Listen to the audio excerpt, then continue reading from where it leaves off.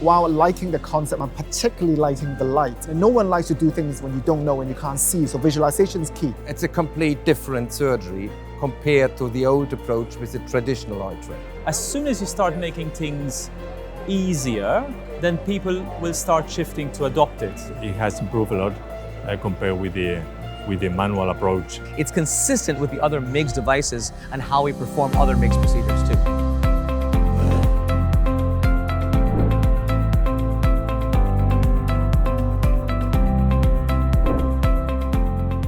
First of all, it's ergonomic. It's relatively easy to use. We are used to having injector devices. It's kind of quite natural for us. Now you've got this single handpiece which is very well designed with the correct curvature, one roll with a finger, and it goes 360 degrees. So for me, that feature is fantastic to be able to cannulate 360 that fast.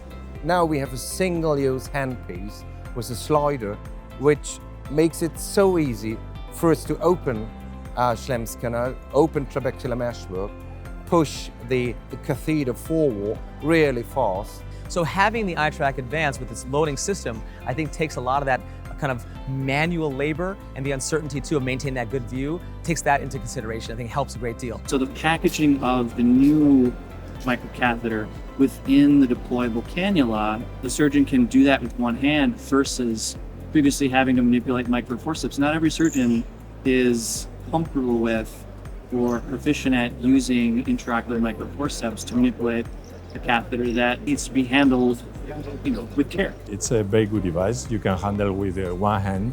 You can also rotate the tip to facilitate the entrance in the Schlemm's canal, and it's quite smooth. So you can release the probe, the 360, and then retrieve.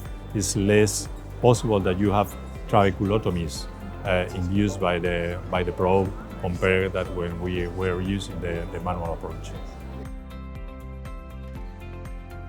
The second thing is the ability to actually see where you are. So I find the fact that you can see that red light showing you exactly that you're in the right place makes a big difference to just not knowing and maybe pretending you do know where you are.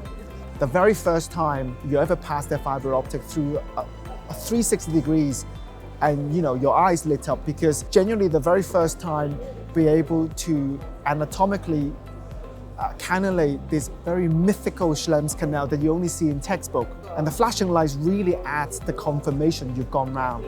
And without the flashing lights, if you're just passing a suture or other things, then you don't know. The final and really key point is if you truly believe in canaloplasty, that you're actually just doing a canaloplasty, you want to expand those tissues.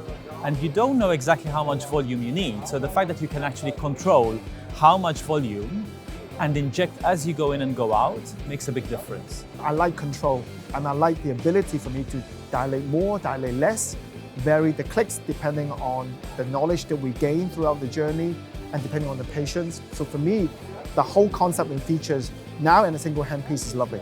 The blinking light, the amount of titration, the titratability of visco delivery, I think was something that it allows us to do. And I think for surgeons who are comfortable with that type of procedure, that kind of a loading system with other devices, it's consistent with the other MIGS devices and how we perform other MIGS procedures too.